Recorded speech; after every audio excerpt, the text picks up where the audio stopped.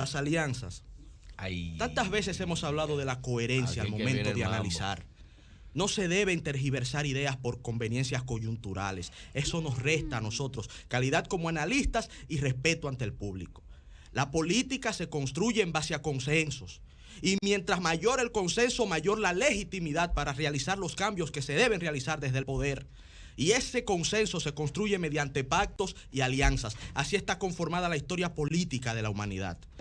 Decía Karl von Clausewitz que la guerra es la continuación de la política por otros medios. La lógica que él le veía a la guerra, la única lógica racional que él le veía a la guerra, ese inmenso general prusiano, era la razón política para justificarla. Lo demás, decía él mismo, era el odio y el azar. Y entre la razón, el odio y el azar, todos entenderemos que la razón tiene mayor preponderancia. Pero cuando hablamos de guerra y hablamos de alianza, hay que ver la historia de la humanidad para entender el absurdo de cuestionar una alianza política que busca derribar un poder hegemónico. Es absurdo cuestionarla y solo tiene sentido si se hace desde el bando opositor. Ahí uno lo comprende. Pero si se cuestiona hasta desde el interior de la alianza es porque no se entiende la razón política. Mejor que se dediquen a otra cosa.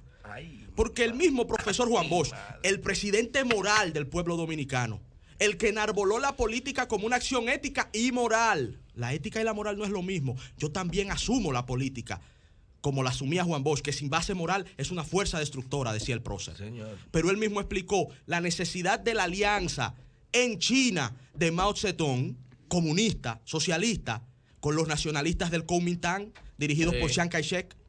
Se estaban matando a final de la década de los 30, literalmente. Pero cuando los invadió Japón, se unieron. Ante el enemigo opresor, hegemónico y poderoso, se unieron.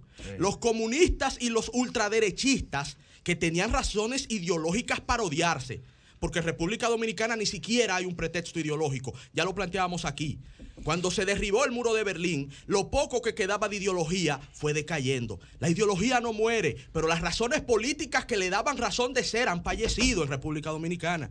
A eso es que yo me refiero. Porque yo no enarbolo el bochismo aquí como ideología. Yo lo enarbolo y creo en eso y me voy más allá. Hablo de la moral, creo que de los pocos jóvenes que lo hacen. Pero ese es mi accionar.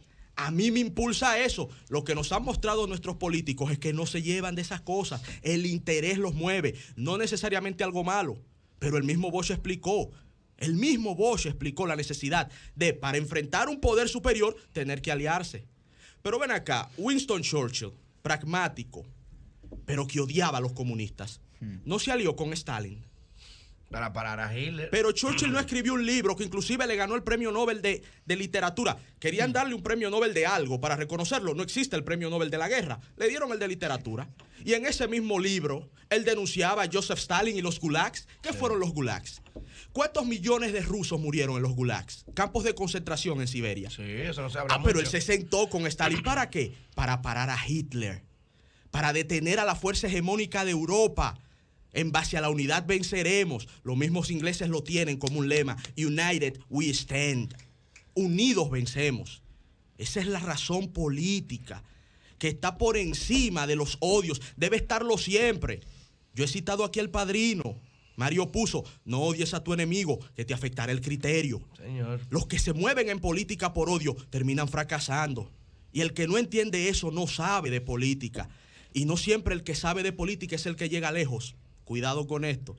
Hemos tenido presidentes que, caramba, no quiero mencionar aquí casos para no meterme en problemas, pero que dejan mucho que desear en cuanto a sus ideas.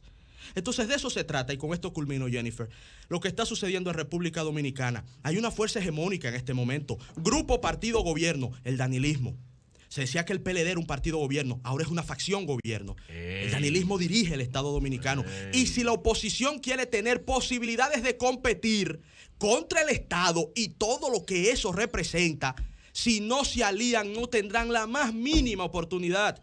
En este mismo espacio, todos nosotros en algún momento hemos cuestionado que la oposición no ha sido capaz de deponer sus egos para mostrarle a la ciudadanía un bloque compacto que brinde garantías y seguridad. Ahora lo están intentando y sin embargo lo critican. Y culmino diciendo, los que a lo interno de esa alianza no han entendido eso, es porque no han entendido la razón que mueve la política y no tendrán nunca posibilidad de transformar la condición material de su pueblo. El son de los sábados. Sol.